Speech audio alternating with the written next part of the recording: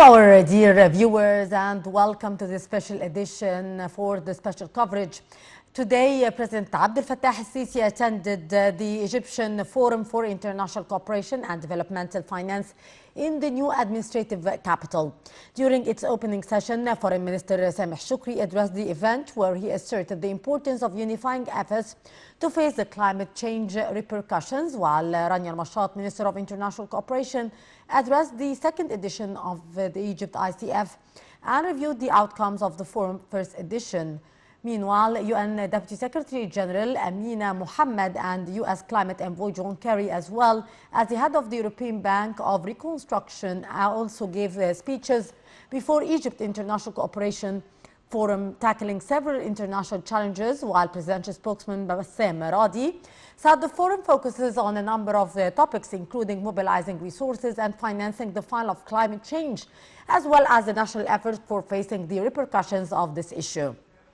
Roshdy added that the forum is considered an opportunity to present and discuss the participating countries' views on partnerships to achieve sustainable development. The forum also includes a roundtable meeting on promoting for investments projects in Egypt ahead to be submitted in the upcoming COP27, which will be held in Sharm el-Sheikh next November.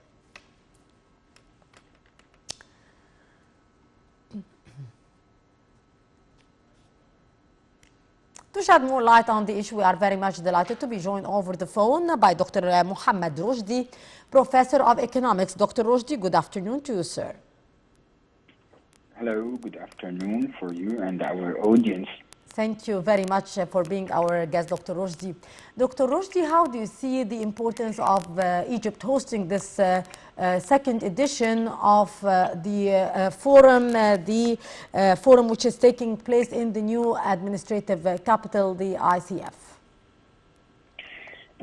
Actually, I would like to start with the famous quote concerning the sustainability. We don't inherit the earth from our ancestors, we borrow it from our children. Actually, the second edition of Egypt ICF comes just 60 days ahead of the UN COP27 climate conference.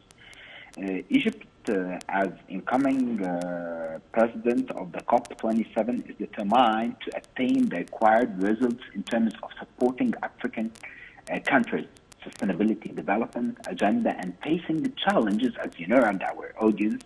And it comes to top of my head that capturing opportunities to the utmost efficiency. This is one of the most important things that I believe that the Egyptian government is focusing on it and bringing more FDIs, actually. This puts great responsibilities on our shoulders to urge the kind and level of discussion at the Egypt ICF this year that can best support Africa in this regard, allowing the African countries to upscale their capacity and explore innovative instruments facilitating access to climate. Actually, if I will take you and our audience through the 3 days forum, will feature discussion around three main thematic areas. The first one, which mobilization and of and access to finance. The forum focused on innovation and innovative tools to mobilize financing and catalyze private sector investments focused on developing countries and Africa.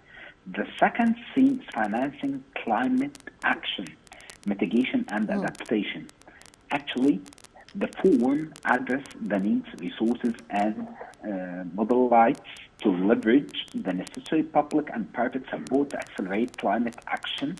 The third theme is about national action. The forum provides a timely platform to explore needed national action that will help progress towards just and green transition.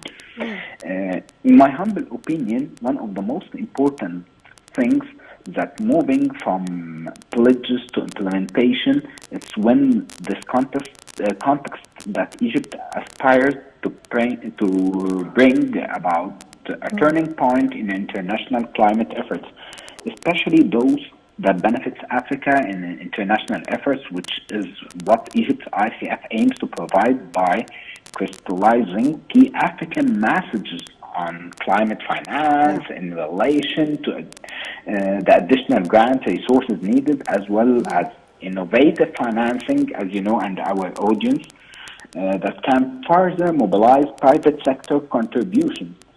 It will provide a potential platform for a number of African countries to present their revised nationality, determined contributions and receive and or announce a long-term strategies and link these plans and the strategies to financing streams. Actually, this will be a good opportunity, in my humble opinion, for a lot of things. I believe at the end of the forum, all regional and international partners will endorse and communicate Voice Africa ambitions and demands, as well as to promote national actions that mobilize and provide access to just, I believe, in innovative finance and technology across countries, as well as mitigation and adaptation projects. Actually, I can say, I would like to add that Egypt has key priorities sector that plans to secure financing for. I believe one of those important things underpinned by Egypt 2050 countries climate strategy, subset of adaptation and mitigation projects covering the needs of water, food, energy has been put together, reflecting the interlinkage between climate action and development efforts.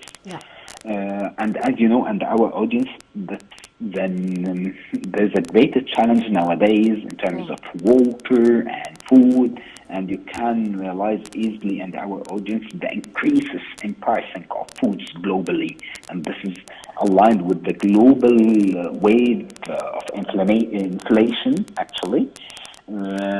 Actually, the Ministry of International Cooperation also has launched Egypt country platform for the NWFE program, which provide opportunities for mobilizing finance and private investment to support Egypt's green transition. This, I believe, aligned with the strategic vision for Egypt to have to increase our actually exports to reach $1 billion non-petroleum exports. In addition to bringing, as far as I recall, $40 billion as an FDI in Egypt within the coming 4 years. This is one of the most important initiatives that Egypt is focusing on. But with the run rate, as far as I recall, 10 billion per year, those tiny things will help Egypt to have a solid economy and green economy one day. Indeed. And finally, Dr. Roshdy, from your point of view, what would be the most important topics discussed during the forum and its sessions? I believe that we have a lot of important topics: how to have a solid and sustainable economy globally, and how can African countries can cooperate together to have what we are calling it, I believe, the competitive edge, and we can, as an African country, increase our exports and integrate it with each other. And I hope one day to see the unified African currency and to exchange commodities like the European United, for example, and a lot of countries. And I believe that Egypt's efforts will be highlighted in this meeting, actually, or in this conference, to run up the COP27. Actually, the ministry has been working investly to push sustainability development agenda and emphasizing the strong linkage between development and climate action.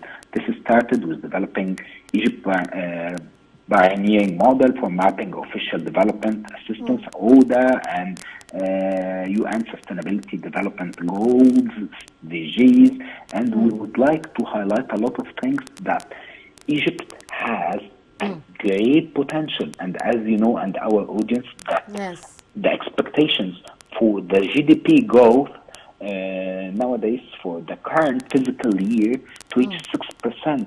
And this is one of the most optimistic growth rates globally. I believe that despite the fact the global inflation, Egypt is doing a great job, and we are on the right track. And I'm quite sure that in the near future we will have a strong and sustainable economy. Yes. I hope so. Indeed, a very important forum, the second edition of Egypt Forum for International Cooperation, that kicked off in the new administrative capital earlier today with the participation of President Abdel Fattah al-Sisi, Dr. Mohamed Roshdy, our economic and banking expert and lecturer at Cairo University. Thank you very much, sir, for being with us. A short break, our dear viewers. Thank you very much. I'm Mahis Tirabia.